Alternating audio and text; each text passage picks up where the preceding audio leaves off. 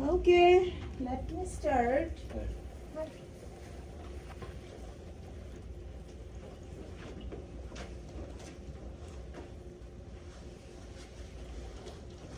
Okay, did anybody have chance to look at the chapter 1 yet? Yes. Yes? Okay, very good. That's going to be helpful. So now let's talk about the chapter 1. When we talk about the chapter 1, this is basically the human body orientation, right? Human body orientation. So these are going to be the learning objectives.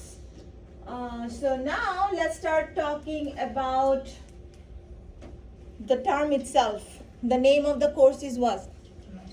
Anatomy and physiology. So what do we mean by anatomy and what do we mean by physiology? Structure and function. Structure and function. Very, very good. So when we say anatomy, we are talking about the structure of the human body, and when we are talking about the what? Function. Physiology, we are talking about the function of the human body parts, right?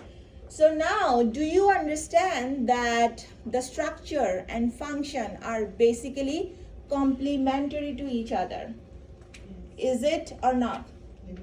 Yes, that is the reason you have different structure in your body, because they have different functions. Even if you look at the teeth, you have so many different type of the teeth, right? If you look at some of the teeth are like, I hate this because they don't have enough space to do the writing. Okay, that's okay. So when if you think about, you have teeth which is like this, right? What does that mean? This is for the canine, right? That is for the tearing the meat or something like that. Then you have the incisor in the front. What is the function of those? Okay, so you understand what I'm trying to tell you. What does it mean? What I'm trying to actually tell you is like your anatomy and physiology actually complementary to each other, and your physiology actually depends on the structure of the body parts. So now you can study anatomy and physiology in so many different ways. Okay? The first of all, you need to think about, whenever you are thinking about a human body, is this human body you can see with your naked eye, right? Okay, whatever you can see with your naked eye, we call it gross anatomy. What do we call it? Gross anatomy or macroscopic anatomy. What do we call it? Gross anatomy or macroscopic anatomy, right? Like for example, we can see the whole organism. You can see your upper limbs, your lower limbs, you can see your skull, right? You can see your shoulder, you can see all this, right? So these are all the gross anatomy. So now when we say gross anatomy, under the gross anatomy, whatever you can see with your naked eye, there are regional anatomy, which is the area of the body. Like for example, a lot of you want to go to the nursing, right? So now you do not like really talk about, okay, this is my arm or this is something like that. You probably have to talk in the language of the what? Human anatomy and physiology, right? What is the language? So in that case, you probably have to use the regional anatomy, right? Like for example, this part we call it brachial, right? Like for example, tell me some example. Here, yeah, radial, ulnar, and then palmar, yeah, carpal right here, right? Radial. Anybody else? Okay, you got it, what I'm trying to tell you, right? Okay, good. So now when we say system anatomy, what do we mean by that? You can study the human body in different systems. Like for example, you can have cardiovascular system. What is the function of cardiovascular system? To pump blood so that they can transport the what? Nutrient, oxygen, carbon dioxide, right? So if you think about muscular system, what is the function of muscular system? Movement, very good. The reason I'm moving because of the muscular system. If you think about maybe nervous system, The reason you are here today, the reason you are listening to me today, because of the presence of your nervous system. If you didn't have a brain, if you didn't have neuron, probably you wouldn't be here today, right? You wouldn't be you even, right? Okay, everything is actually controlled by the nervous system. Okay, so then you can also study the gross anatomy in the surface, like surface anatomy looks at the internal structure as they relate to overlying skin. Like for example, when we say you have the skin, underneath the skin, what do you have? You have muscles, and then you have skeleton, right? So these are called the gross anatomy or macroscopic anatomy. Now let's talk about the microscopic anatomy. You can study human body in their microscopic structure as well. So when we say microscopic anatomy, what do we mean by that? Something you cannot see with your naked eye. What do you need for that? Microscope to see them. What is the function of microscope? Magnification, right? So they make the what? Small things appear bigger so that we can see them. Like for example, if you are thinking about the cell of your body, the cells are very, very small in size. If you want to look at the cell, you have to use the microscope to see the cell. Okay? What about the tissue? Do you guys know what is tissue? Have you ever heard of the term tissue before? What is tissue? It's not the tissue paper though. It's a group of cells together when perform a specific function, then we call it what? Tissue, right? So these tissue are also what? Microscopic. You need to look at them under the microscope. So the study of cell is called discussed in the cytology, and the study of the what? Tissue discussed in the histology. So there are different parts of the human anatomy and physiology as well. So in the first 15 chapters, we are gonna learn about cell, we are gonna learn about tissue, okay? And then we're gonna learn about different system. Okay, so then the last one is the developmental anatomy. When we say developmental anatomy, everyone understands what we are talking about. We know you are not like the way when you were like 1 year old. Why? Because you have developed. Like even when you were in your mom's uterus, what happened?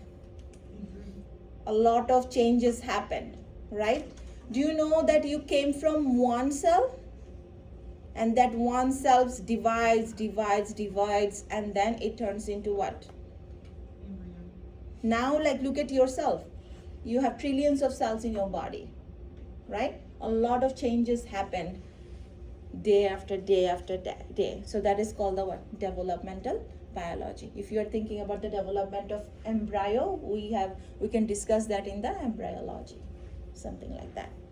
Okay, so now as I told you before, again I'm telling you, your anatomy and physiology are actually what? Inseparable and complementary. Their structure determines the function, and then the function is actually determined by the structure.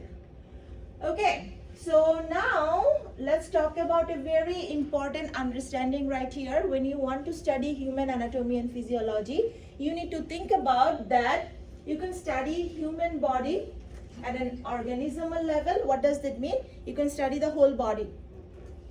And then you can actually study them in different systems. What are the systems I just talked about? You can have cardiovascular system, you can have muscular system, nervous system, lymphatic system, reproductive system, all this. Like for example, you can study them in system, right? And now if you look at the system, like for example, let's talk about the cardiovascular system. When we think about the cardiovascular system, what are the organs which are part of the cardiovascular system? You have your heart, your blood vessels, these are all the part of the what? Cardiovascular system. So now from the organism you can study system, from the system you can study the what? Organ. So now if you are thinking about the organ, in one organ you can have so many different type of the tissue. You can have so many different type of the what? Tissue. Even if you look at this blood vessel right here, they have the epithelial tissue right here. they have the smooth muscle tissue, they have the connective tissue, right? In one organ you can have so many different type of the tissue.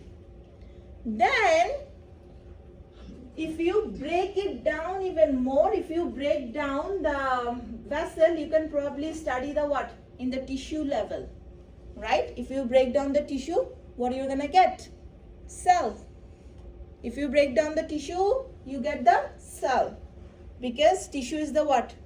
Tissue is made up of the cell. And tissue is a what? A group of cell which perform a similar or specific function, right? Okay, so now what about when you break down the cell, what do you get? Inside the cell, what do you have?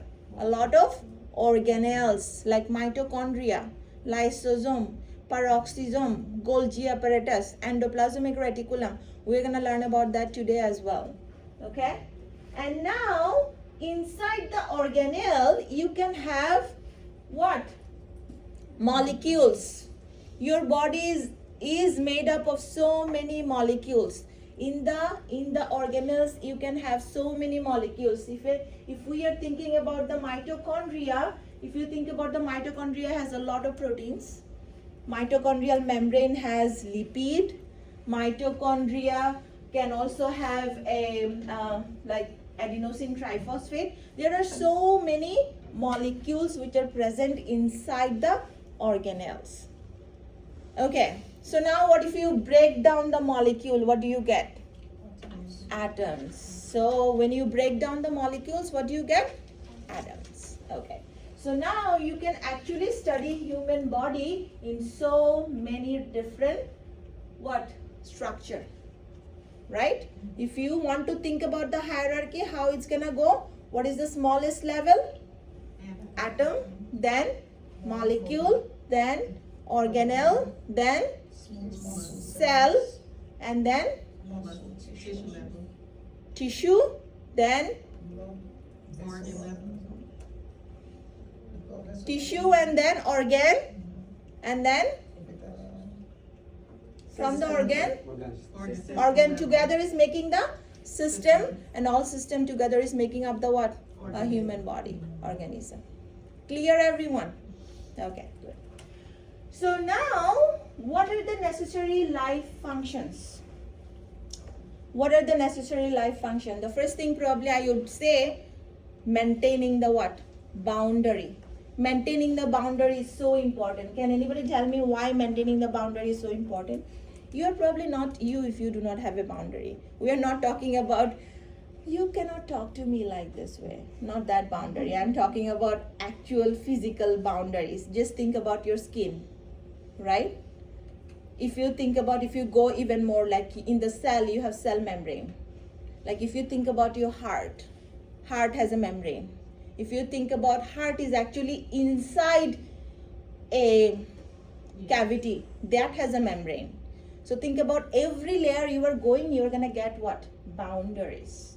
So maintaining boundaries is very, very important as a what? As an organism, right? So the next one is what? Movement is very necessary function. You can see me moving like that, but not only that movement is happening right now, there are so many other movement is happening right now as well. Like, can you give me some examples of the movement that is happening inside your body? Your heart is beating, right? If you are drinking some, like for example, if I am drinking right now, it's going through my what? Digestive tract. That tract is moving, right? If you are thinking, if you're eating some food, it's going through your what? Digestive tract by the movement of the digestive tract. If you are inhaling oxygen and exhaling carbon dioxide, that is going through or passing through your what? Yeah, nasal cavity, or if you think about the respiratory tract, is because of the movement of that, right? So movement is always happening inside our body. So that is a very important function of human body. The next thing is the responsiveness. What is the responsiveness? So let me tell you a scenario. So you all came here and then I started dancing. So what does it mean? What does it mean? Are you gonna be so happy or you're gonna be so pissed off? You're not gonna tell me. You're gonna be curious. Huh? You're gonna be curious? Yeah. So what does it mean? Whatever I have been telling you, these are all the what? Responses. These are all the what? Responses. Now based on that, probably you decide that I want to actually stay in the class or I want to leave the class. Right? The teacher doesn't even know what to do. So that means I am not properly responsive to the class. Just imagine me going to the bathroom and talking like that. So what does that mean? The reason I'm talking to you like that is because you guys are here and you guys are listening to me. That's my response. This is my responsiveness. Now, for example, you are trying to tell me something and I'm not answering. What does that mean? I'm not responsive, right? Okay, so a lot of the things are also coming as a reflex too. A lot of the time probably we are not even aware that what we are doing, but we still have some response. So that response is basically is a very important function of the human body. And then the what? Digestion. So imagine you are eating and then you are not digesting. When we say digestion, what do we mean by that? Break down the food. Very good. You break down the food. For example, you ate a sandwich, then you had the what? The bread in the sandwich. What is the purpose of the bread? So that you can break it down to the what? Glucose, so that glucose goes to the bloodstream and from the bloodstream it goes to the cell so that you can actually utilize that. Right? Clear? Okay. So that is the function of the digestion. Okay. Then the metabolism. So when we say digestion and when we say metabolism, what is the difference? When we say digestion, we are breaking down the food in our digestive system, right? And then when we say metabolism, what do we mean by that? Excretion. Like to Excretion is also part of the digestive system. To get rid of it. Get rid of it is also part of the digestive system. The energy is gonna give you. Energy. Okay. So you are saying that energy. So what does it mean is like, how do we get the energy? Do you guys know? Cellular respiration. So when we say cellular respiration, so the reason you are eating that sandwich so that you can break it down to the what? Glucose, and then glucose, the breaking down to the glucose is the part of the what? Digestion. And then that glucose is going to be absorbed by it's gonna go to the bloodstream, and from the bloodstream it's gonna go to the cell.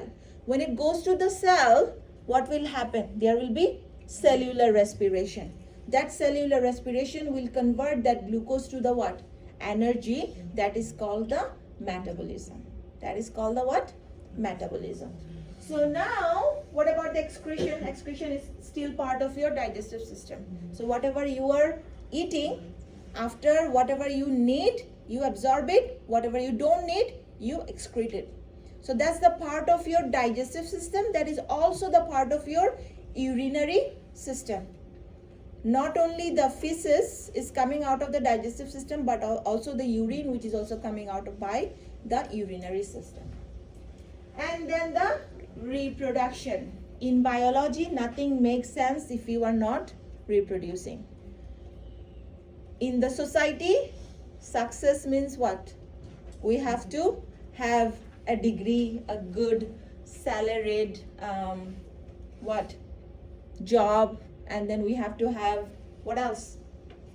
So many things, right? A good car, a good wife, a beautiful wife, so many beautiful purses, all this. But in biology, nothing is important. The most important part is, are you reproducing or not? If you are reproducing, you are successful. If you are not reproducing, you are not successful. Okay, so reproduction is very important. And then growth. Just imagine there is no growth happening. What's the meaning? Anyways, right? I'm not talking about that growth. I'm talking about the actual growth in our body, right? Okay. Okay, so these are all the necessary functions of human body. So now let's talk about different system.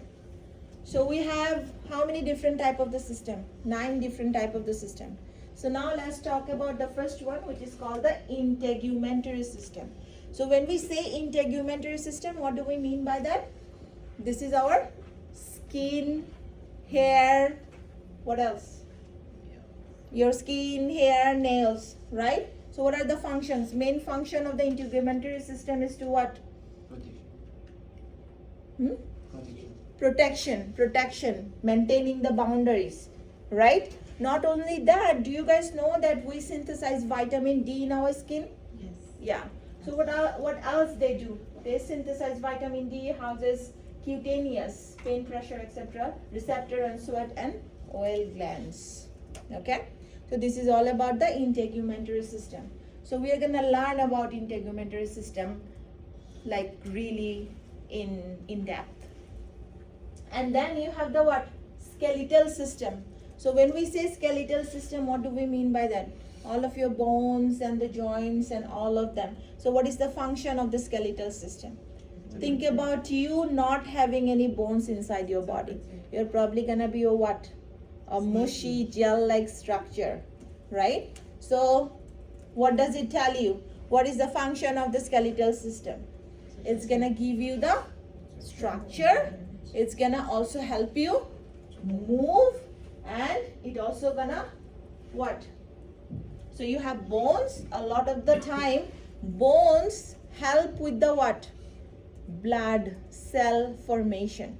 Have you ever heard of the term bone marrow? Yes. Yeah, from the bone marrow blood cells are actually getting produced. We know that every 3 months we are what? Regenerating our blood cells, right? They are forming from the bone.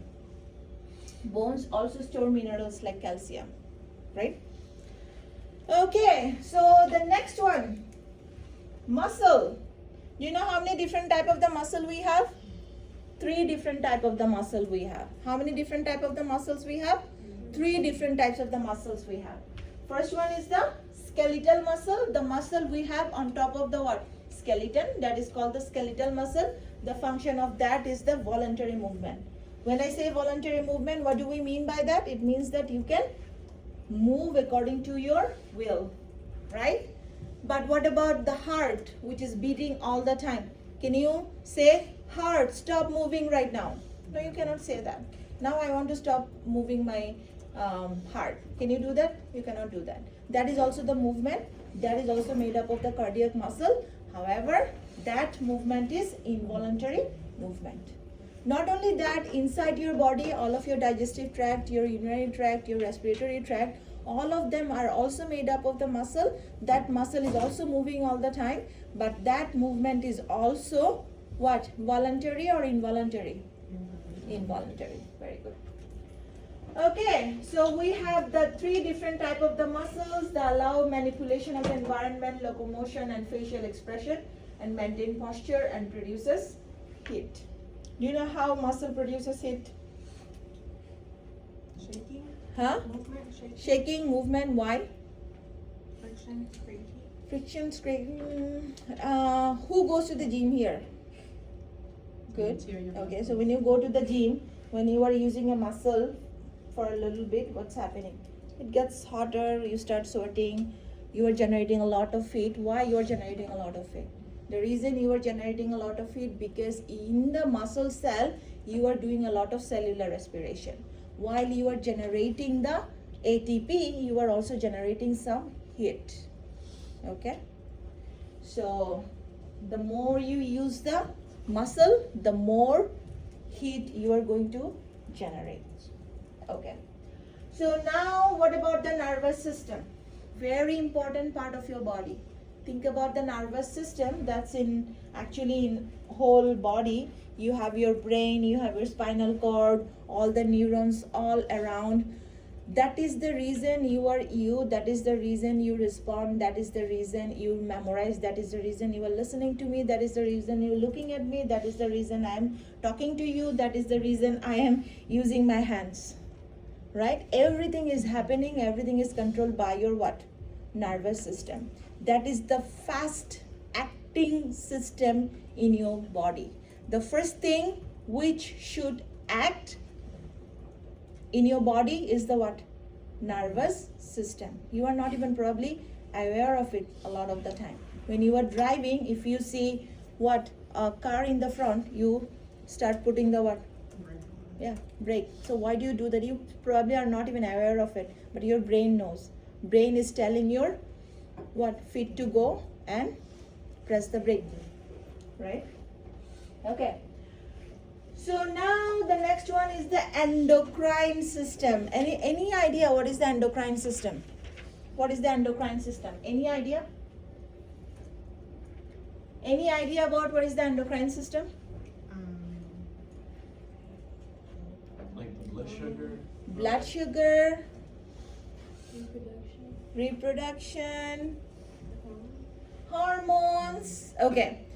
So nervous system regulates everything in your body. We already know that, right? Because of the nervous system, you are using your hands. Because of the nervous system, everything is happening. The second control is happening by the endocrine system. A lot of the things in your body is controlled by the endocrine system. The reason by the endocrine system, because endocrine system, the function of the endocrine system is to what? Secrete hormone. That there is specific hormone to regulate specific function in your body.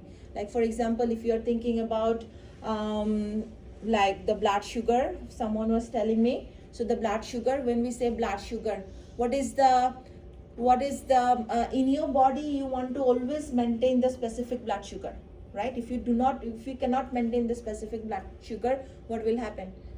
If you have higher blood sugar, it's diabetes, and then hyperglycemia. If you have lower, we call it hypoglycemia. So you want to maintain a specific blood sugar level. That is what? Made sure by the hormone called insulin, which is secreted by the pancreas. So there are so many other hormones. Like if you're thinking about a female body, estrogen, progesterone hormone. The reason you look like a female because you have those female hormones like estrogen, progesterone, which is helping with giving you the appearance of a female, which is helping you to produce ovum, to not produce ovum actually, making it available for the fertilization and all this, for the menstruation. All these are actually controlled by the what? Hormone, right?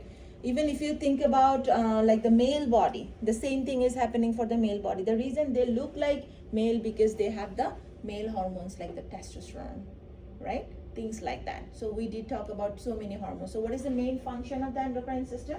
So in the endocrine system, you have so many glands that secrete hormone that regulate the processes such as growth. The reason you are growing is because that is controlled by the growth hormone. The more growth hormone you have, the more you are growing. And the reproduction for the reproduction, male to be male, female to be female. That is happening by all these hormones. And then nutrient use, like the reason the glucose enters into the cell so that you can actually do the cellular respiration and generate some heat and energy is because of the what? Insulin, right? Okay, so the next one, cardiovascular system. So when we say cardiovascular system, what do we mean by that? Your heart, your blood vessels, what is the function? What are they trying to do? They are transporting the blood. The heart is pumping so that the blood can be transported by the blood vessels to the body, different parts of the body, so that you can transport oxygen, nutrients, and also transport the what? Carbon dioxide toward the what? Your lungs to exhale it out, right? Okay. So this is the function. So what is the function of the cardiovascular system? Blood vessels transport blood, which carries oxygen, carbon dioxide, nutrients, waste, etc. And the heart pumps the blood. So the next one is the lymphatic system. Have you ever heard of the term lymphatic system before? Yes. Where is the lymphatic system located? Everywhere. Everywhere. Everywhere. So what is the function of the lymph? Have you ever heard of the term lymph? You know about the blood, but do you know what is the lymph? So from the blood, the lymphatic system picks up the fluid which is called lymph, leaked from the blood vessel and return it to the blood. So it takes it, make sure there is nothing bad in there. If there is anything bad, there are what? White blood cell to actually what? Remove it and then give that back to the blood again. Okay?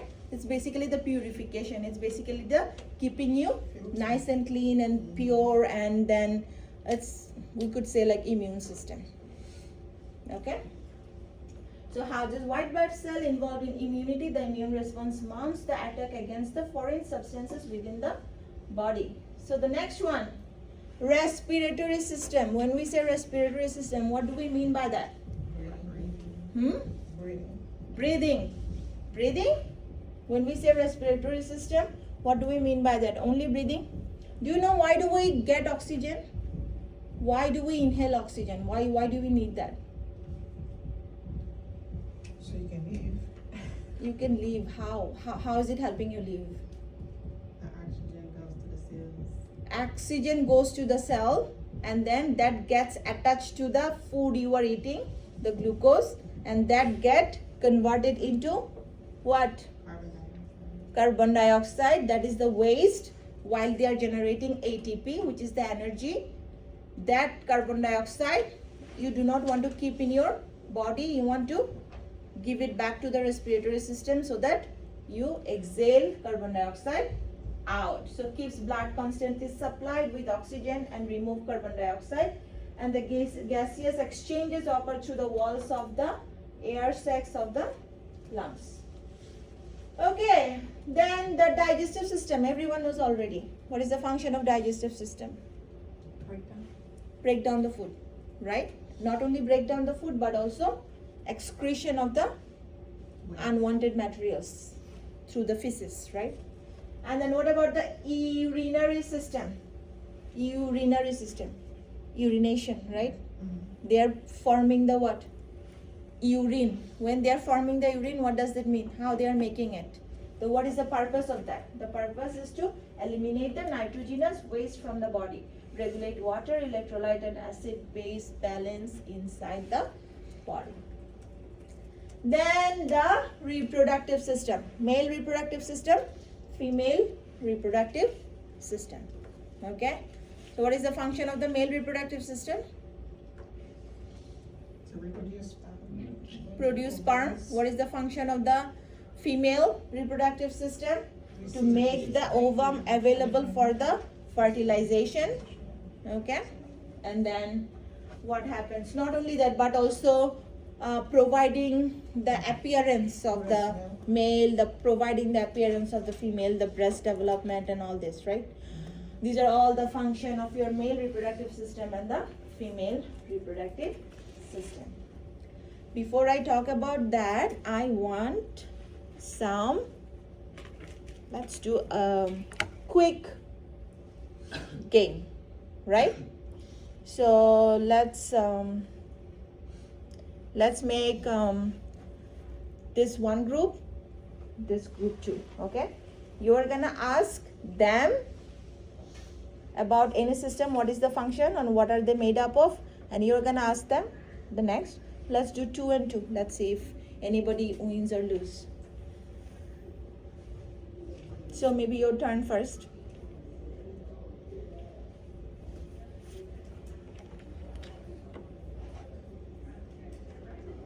What is the endocrine system? Endocrine system. So you guys have to tell them what are they made up of, and then what do they do?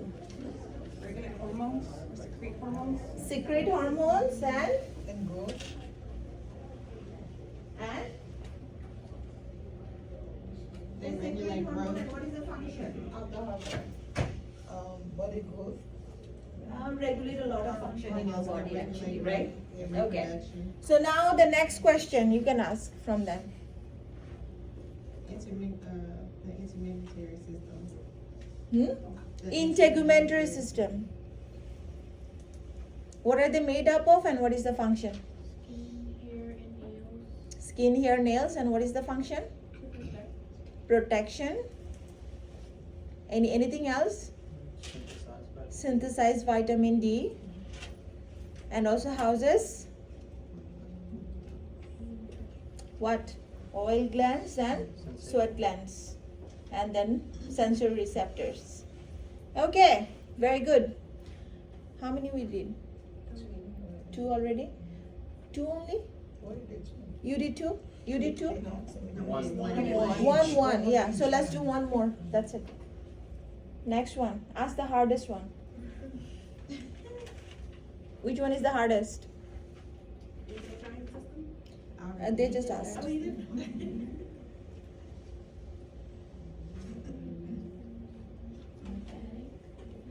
Lymphatic. I think that's hard, yeah. What is the function of lymphatic system?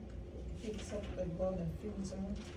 Picks up the blood, picks the fluid from the blood, Like filter and keep and it then clean. filter and put it back. Yeah.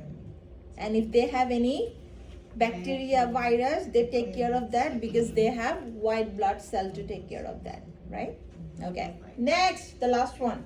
How many types of integumentary system? Integumentary system, they already No, asked. how many? Oh.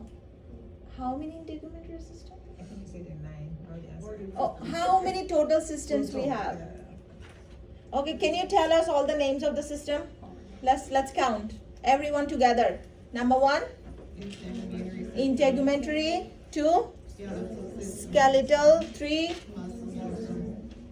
muscle. Nervous system. Nervous. Endocrine system. Cardiovascular. Lymphatic. Respiratory. Digestive. Urinary. Reproductive. 9. 9 or 11? 9. You told us 9. But is it 11? It's 11 with male and female reproductive. Okay. So, So I can also make mistake. No, it is possible. So don't think everything is correct. I will purposefully also say wrong thing so that you can actually concentrate and pick up my mistake. That's important. Okay. Okay. Be alert. 11. Count again, right? Maybe I'm not good at counting. I already showed you that I'm very bad at math. 11.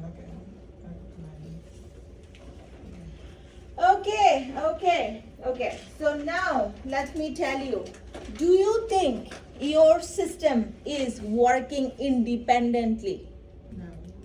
They are all working together. So if you think about that, the reason your respiratory system is taking oxygen so that what can you do? The oxygen can be transported to the whole body, everywhere in the cell, so that what can you do? You can do the what? Metabolism inside the cell by the food you are absorbing, the nutrients you are absorbing from the food by the what? Digestive system. Right? I already told you how your respiratory system, your cardiovascular system, and your what? Your digestive system is working together.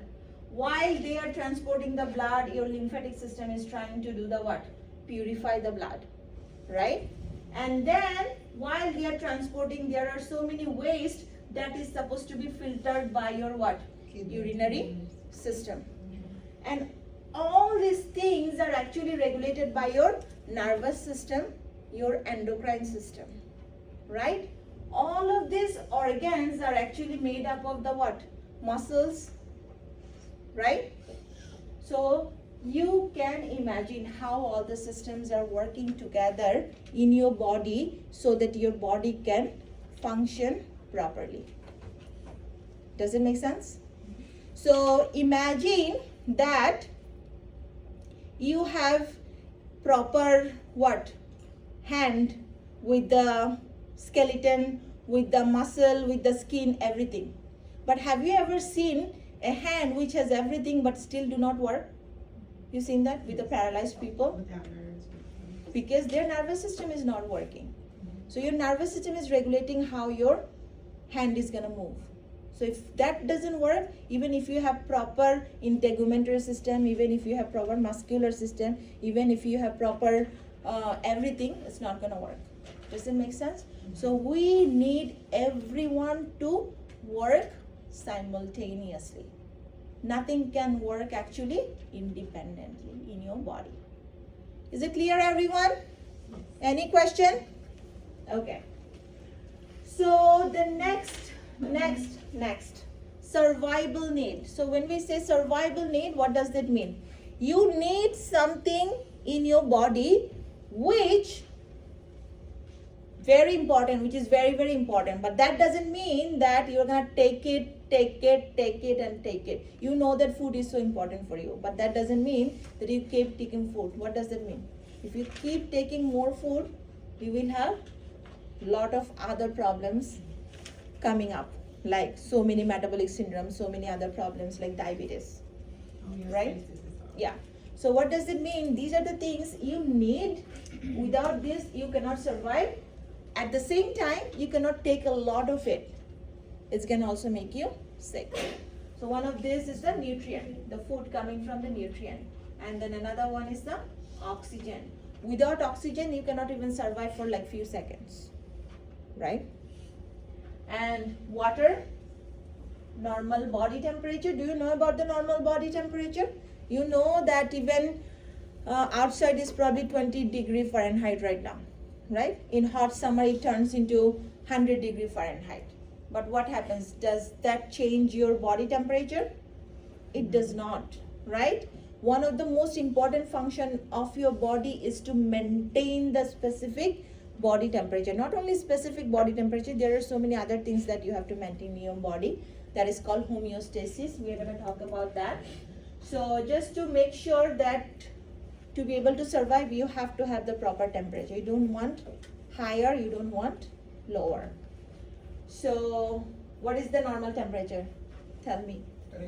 98.4, right? If it is like 99, oh, I have fever, right? So that is telling you there is something bad going on in your body.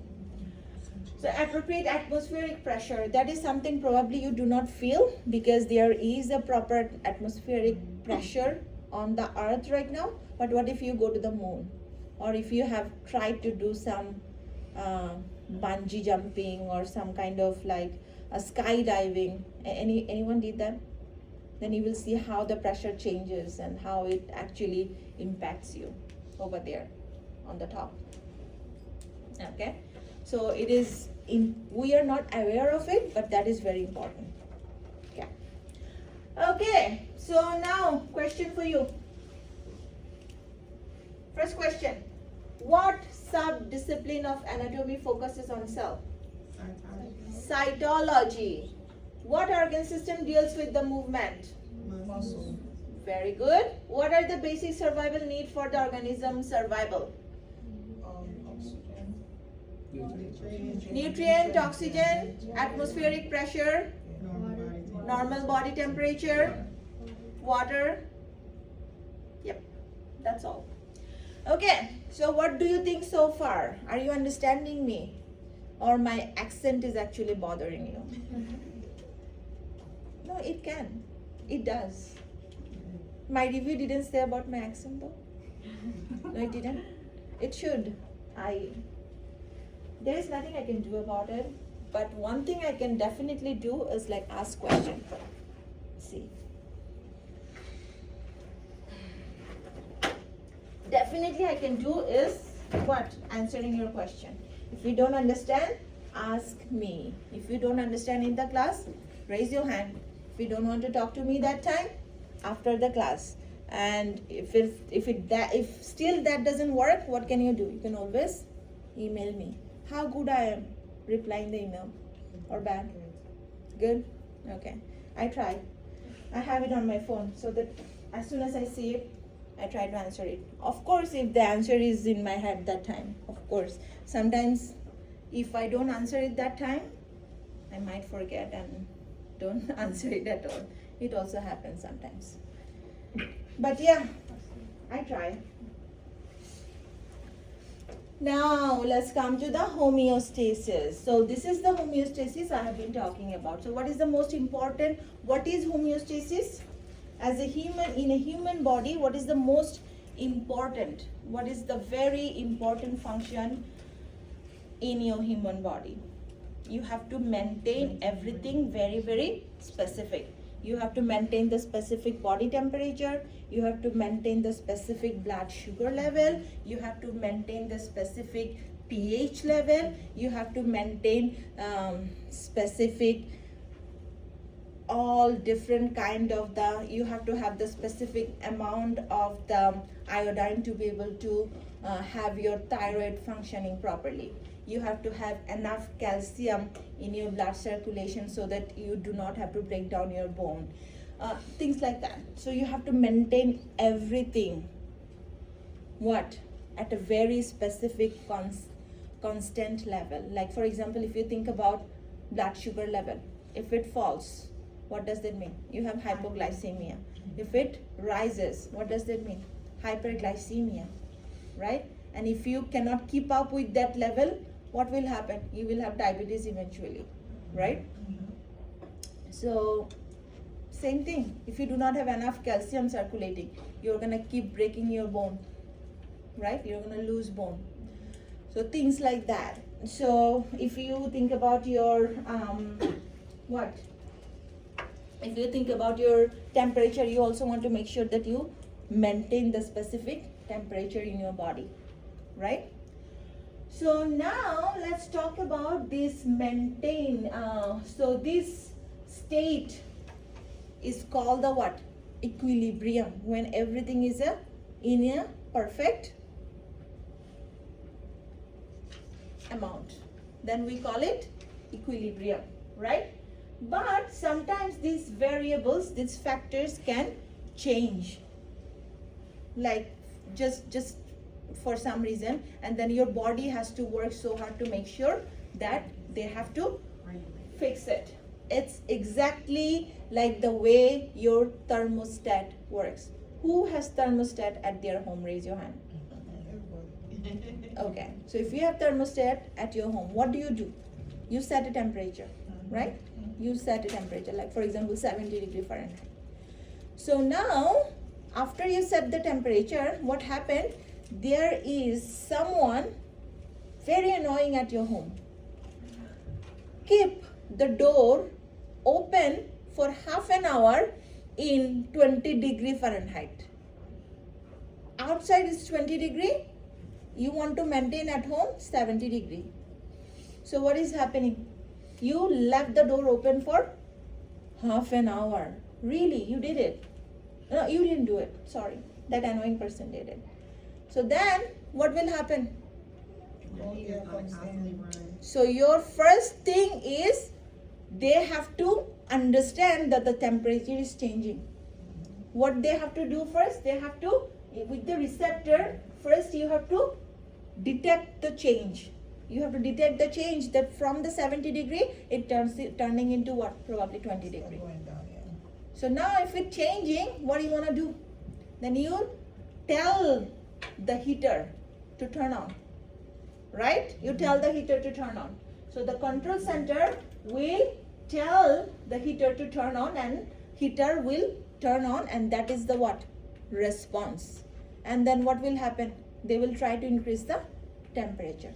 That is exactly what is happening inside our body.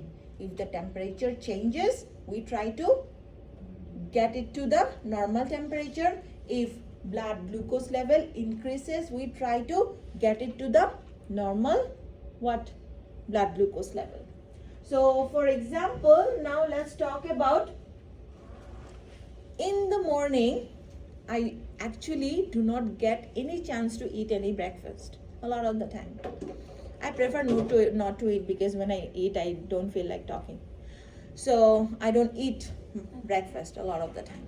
But what if I ate someday like 5 sandwiches and 2 big glass of what?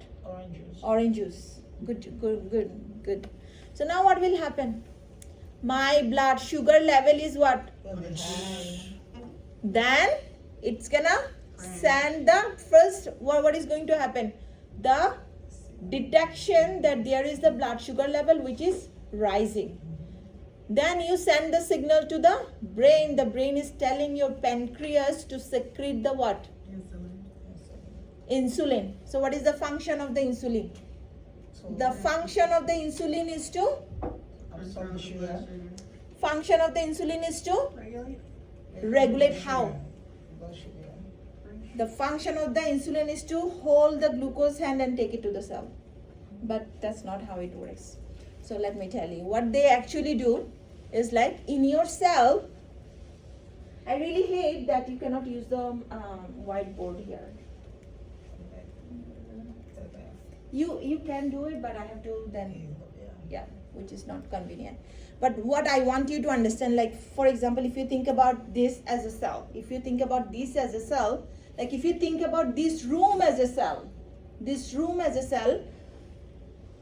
and in the cell you do not allow anything and everything to enter, right? You do not allow anything and everything to enter. So now glucose is trying to enter into the room, but glucose is so big, so cell does not allow glucose to enter into the room right away. So what they need is someone else to come to the door and tell them that is the insulin. When insulin come to the door, not come inside the cell, just come to the door, knock, then inside the cell, probably inside the cell, I'm gonna be here, right? I'm gonna go and that insulin is gonna tell me this is glucose, take them in. That is what is happening. So I'm gonna bring the glucose now and bringing inside the cell. That is exactly happening with the insulin. Insulin doesn't enter into the cell.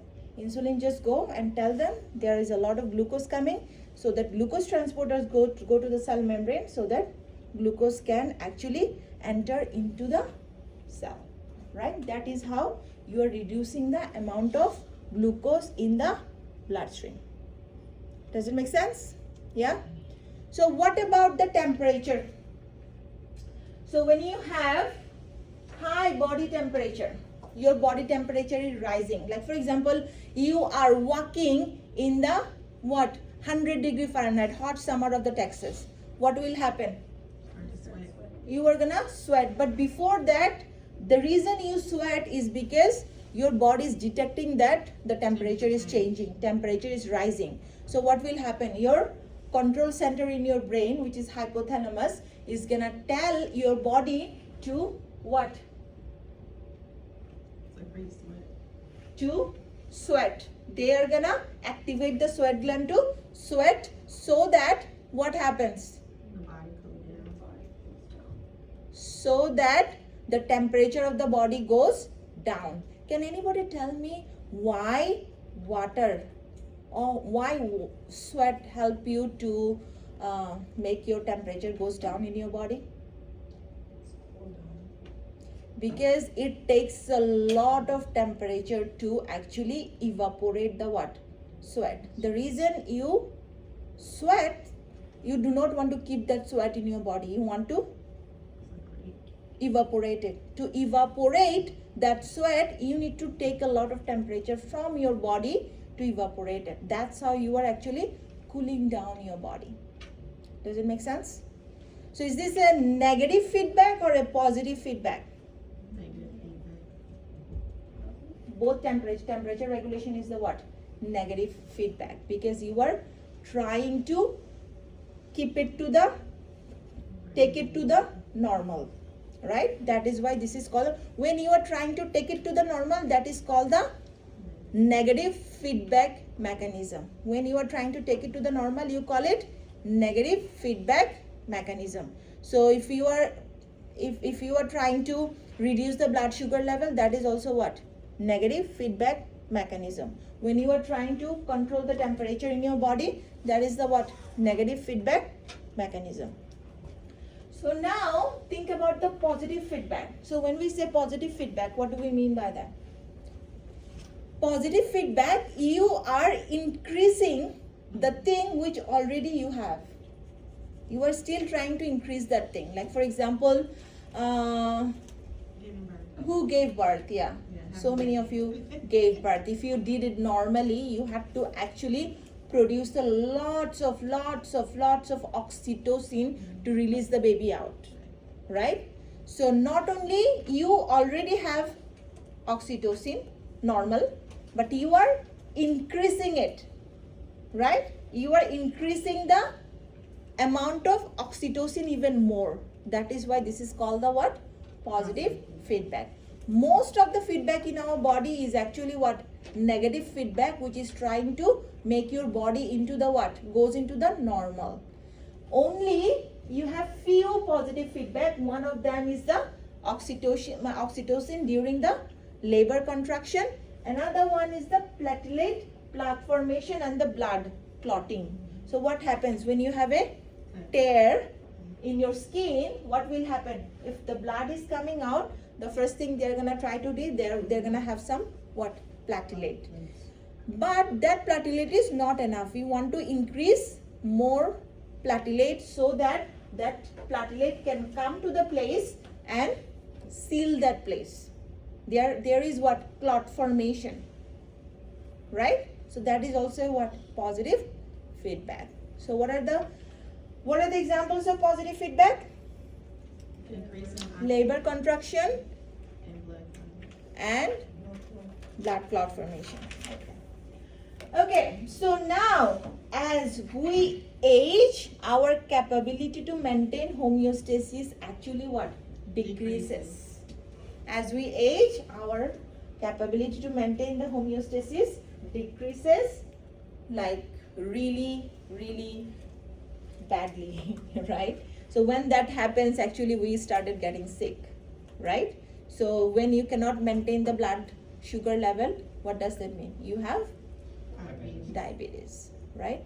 Even if you cannot maintain pH for a little bit, you want 7.4. If it gets like 7 point maybe 8, you're gonna actually die. So it is so important that you maintain the homeostasis. But if you cannot maintain the homeostasis, you're gonna have what? Disease. Okay. So now let's come to the language of anatomy. The language of anatomy. So now everyone, a lot of you here wants to be a doctor or nurse or radiologist or whatever. So in that case, you do not just talk like a normal person, you talk like a what? A nurse, right? You talk like a physician, right? Or you talk like a PA. So to talk like that, you need to know the anatomical position and the directional term. So when we talk about any human body, we need to think about what is the standard anatomical position. The standard anatomical position is the what? Body erect, feet slightly apart, your palm facing forward and your thumb outward. Okay? Now in your exam, if I ask you, which one of the following is not the standard anatomical position? Palm facing backward. Is it true? Yes. Palm facing backward is not the proper what? Anatomical position. What is the proper anatomical position? One more time. Every time you are talking about a human body, you need to think about this anatomical position. Right? Okay. No question about it. Now next thing I want to ask you, which is whenever you are talking about your patient, are you going to talk about their side, your side, or you're going to say like your right is my left though, right? Your left is my right. So what does it mean? It means when you are talking about your patient, you are not talking about your right, you are talking about their right, which is very important. Whenever you are talking about their left, you are not talking about your left. So your left is actually their right, your right is actually their left, which is very important. Don't make mistake. A lot of students make mistake. Okay. So now let's talk about the directional term. So when we talk about the directional term, we actually talk about the directional term in comparison to other organ or other part of the body, right? So now let's talk about some of the directional terms. So we already know what does the superior means. When we say superior, up. So your head is superior to your heart. Clear? Your heart is superior to your stomach. Clear? Your lungs are superior to your liver. Right? Good. What about the inferior? Lower. So what does it mean? Your stomach is inferior to your heart. Right? And then your heart is inferior to your chin. Okay. What about the anterior and the posterior? So if you think about that, anterior to the front. Anterior, we can also call it another term which is called the ventral. So when we say anterior, what do we mean by that? It means that, for example, if you have heart here, then you have the spinal cord right there or vertebral column right there. So your heart is anterior to the vertebral column, right? Yeah? And then your heart is actually posterior to the sternum, right? Clear? Is it making sense? Okay, good. So now what about the medial, lateral and intermediate? When we say medial, we are talking about toward the middle. And whenever we are talking about the lateral, we are talking outward. And whenever we are talking about the intermediate, it's between. So your heart is medial to the lungs. No, that's not true. That's not true. Let's talk about it one more time. So your sternum is probably medial to your arms, right? Your sternum is medial to your arm. Actually, your heart is medial to your lungs. This is true. Your heart is medial to your lungs, a little bit left, but not like perfectly left. So you can still say like your heart is medial to the lungs, and then your sternum is medial to your arm, right? And then what about the lateral? So your arms are actually lateral to the chest or sternum. Your arms are lateral to the sternum or chest, right? What about the intermediate? We can say your collarbone is intermediate between your breastbone and the shoulder. So it's between, right? Clear? Any question up to that? Okay. So the next question, what about the proximal? So these terms, proximal, distal, students make the most mistake. Because whenever we are talking about the proximal and distal, we are not talking about the body. We are only talking about the what? Our upper limb and the lower limb. Okay? We are only talking about the appendicular structure. We are not talking about the trunk. Okay? So now when we say proximal, it's upward. When we say distal, it's downward. So what does it mean? Your elbow is proximal to the wrist, but your wrist is distal to the what? Elbow. Clear? Does it make sense? When you are saying proximal, it's upward. When you are saying distal, is downward. So your ankle is distal to the knee. Your knee is proximal to the ankle. Any question up to that? Okay. So the next one is called the superficial and deep. Your skin is superficial to the muscle. Your muscle is deep to the skin. Right? The more deep you go, the more superficial. The superficial skin is superficial to the muscle or to the skeleton. Your skeleton is what? Deep to the skin. Okay. So, any question up to that? If you don't have any question up to that, now let's talk about the two major divisions of the body, axial and appendicular. So when we say axial, we are talking about from here to here, right? That is your head, neck, body, right? When we say appendicular, what do we mean? Your upper limb and the lower limb. Your upper limb and the lower limb, your hands and the legs, right? Okay, so now let's talk about the regional term, designate the specific areas within the body division. So now, this is probably the first day for you to learn a lot, but one thing I probably want to tell you, it requires a lot of practice.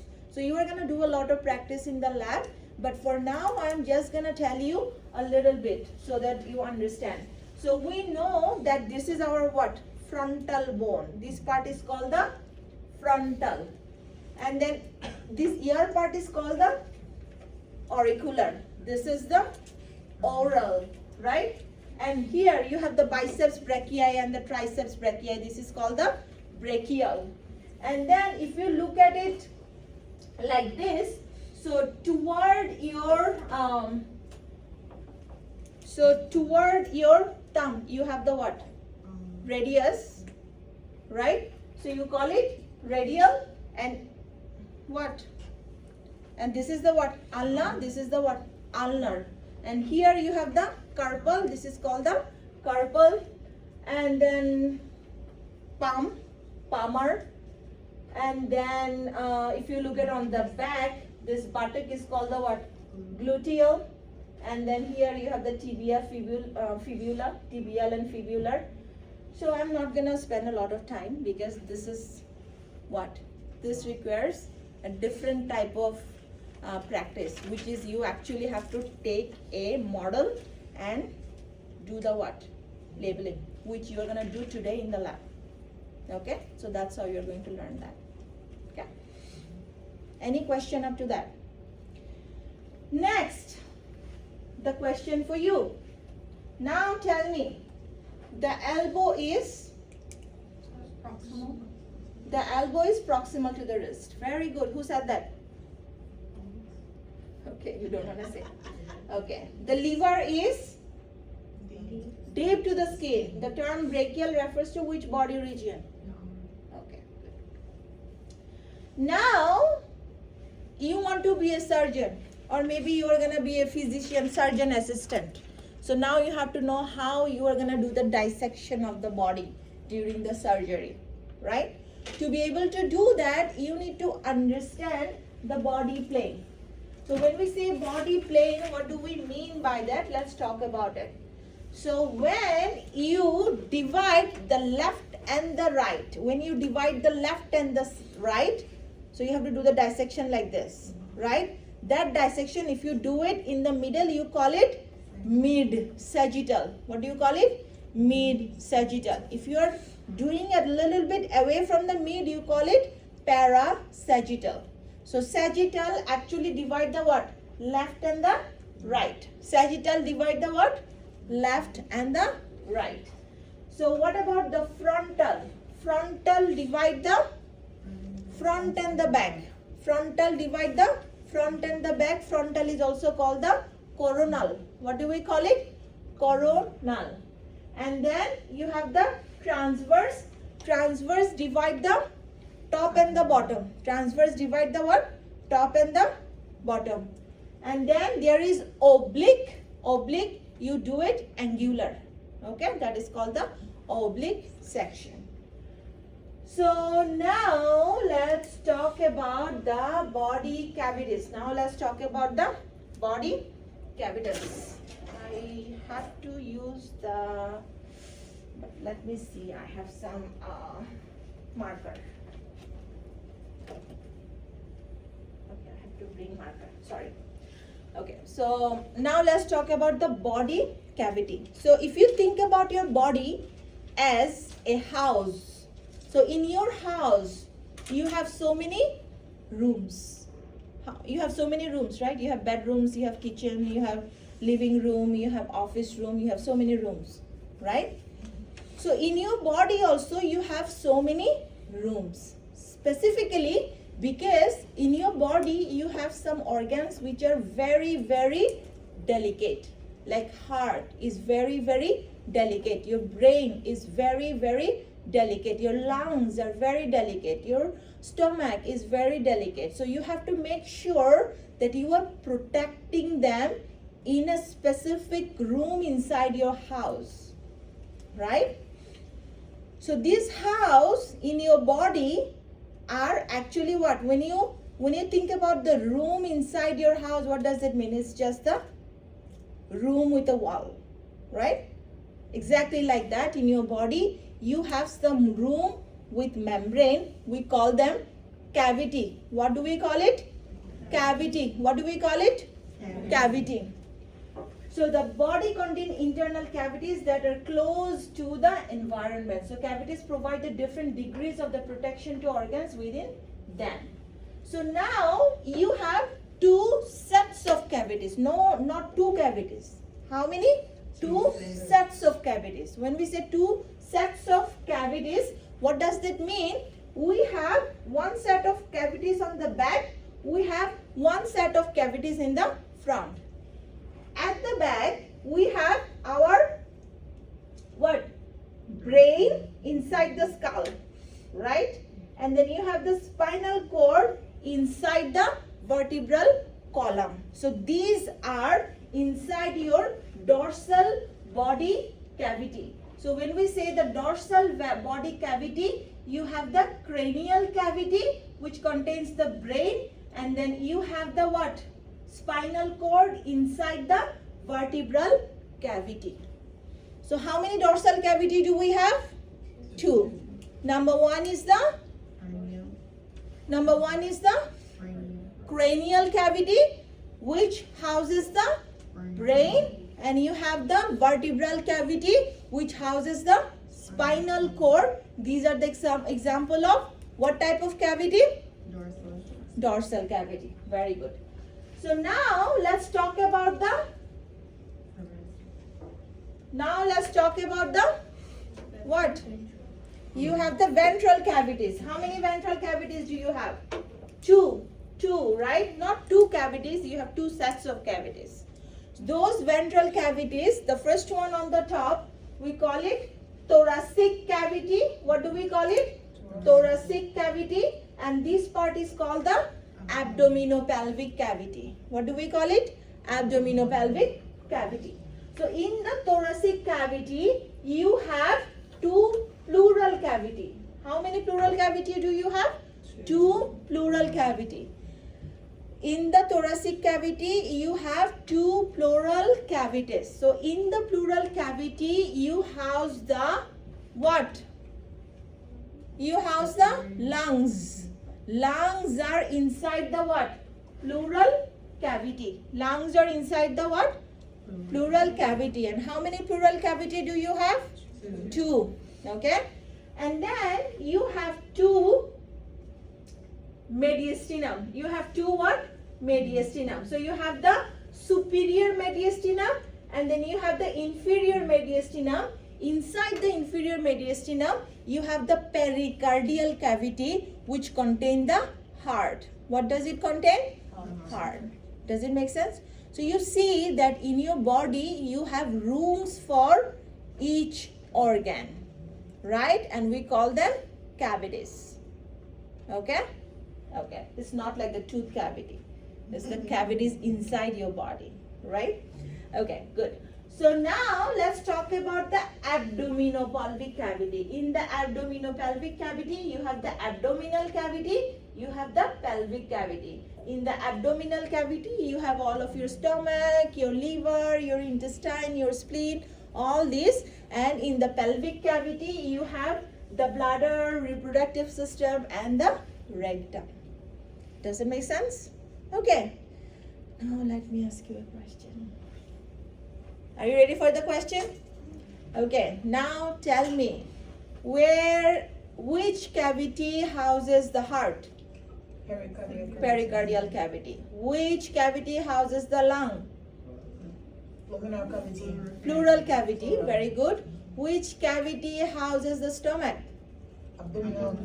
Abdominal cavity. Which cavity houses the rectum? Pelvic cavity. Okay. Which cavity houses the brain? Cranial. Cranial cavity. Which cavity houses the spinal cord? Vertebral cavity. Vertebral column. Very good. You guys are doing very good. Okay, good so far. So now let's talk about those rooms. We know that in the room you have the what? Walls. Right? In the room you have the what? Walls. In the rooms, in the cavities in your body, you have the two layer of walls. We call them two membranes. How many membranes they have? Two membranes. These membranes are actually called serosa. What do you call it? Serosa. What do you call it? Serosa. So now imagine, so now let's talk about that right here.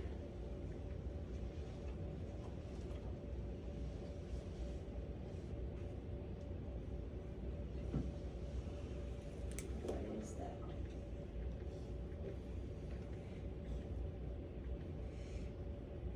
Okay, so they have two membranes. How many membranes? Two membranes. The membrane which is inner, which is close to the organ.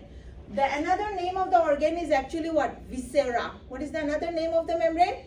Viscera. What is the another name of the membrane? Viscera. So this serosa which is close to the organ, we call it visceral serosa. What do we call it? Visceral serosa. And the membrane which is outward, we call it parietal serosa. So you have two membranes in the cavity. Number one, which is close to the organ, we call it visceral serosa. The one outer, we call it what? Parietal serosa. And in between the visceral serosa and the parietal serosa, you have a fluid, we call it serous fluid. In the skull, you have it, we call it cerebrospinal fluid. You have the specific fluid for that too. And the membrane we are talking about, that membrane of all this, what do we call it? Like in your pleura you have membrane, right? Pleural cavity you have membrane. That membrane is called pleura, right? So for example, in your pericardial cavity you have membrane, you call it pericardium, right? Like that. So that membrane, inside the two membrane, there is fluid and there could be sometimes infection. Okay, if there is infection, we call it, like if it is in the pleura, we call it pleurisy. If it is in the peritoneum, we call it peritonitis. So where is peritoneum located? It is in the abdominal cavity. Okay. Okay, so now you also have to know their location of the specific organs in your body. So to be able to know that, you have to divide your abdomen into 4 quadrants. So your right is there, left. Your left is there, right. Okay. So first you have the 4 quadrant. It is easy. Your right is there. Your right is there, left. So that means this is the right upper quadrant, this is left upper quadrant, this is right lower quadrant, and this is left lower quadrant. So now if you are trying to help a surgeon and your surgeon is trying to do the surgery to remove, maybe to do something in the gallbladder. Where is gallbladder located? Where you are going to do the dissection? In the right upper quadrant. If they are trying to do bariatric surgery, where is the stomach located? In the left upper quadrant. If they are trying to do something in the appendix, you have to do the right lower quadrant. So something like that. So do you understand what does that mean? Why do you have to know all these quadrants? But if you want to become even more specific, you can have 9 quadrant. Not that important. The 4 quadrant is more important. Okay. So for this 9 quadrant, you have this navel part is called the umbilical region. On top of the umbilical region, you have the epigastric, and then bottom you have the hypogastric. On the left hypochondria, right hypochondria, and then left iliac, right iliac, and this is the left lumbar and this is the right lumbar. Okay, so these are the internal cavities we talked about, and there are some cavities which are outside, right? So now what are the outside cavities we have? Like we have oral cavity, we have like right here orbital cavities, we have the nasal cavities, and in the joints we have the synovial cavities, right? There are other cavities too inside our body. Okay, now question for you. What type of plane separates the nose and mouth into superior and inferior structure? Superior and inferior. Transverse. Which body cavity is associated with the lungs, and what are the names of the serous membrane? Pleural cavity, and what is the name of the serous membrane? Pleura. In which of the four abdominopelvic quadrant is the gallbladder? Elevate. Hmm? Right upper quadrant. Right upper quadrant, yeah. That's it. That's all about this chapter finally. So can you imagine how much we have to go over in each day? And I still have to go over another chapter? What do you all think about this?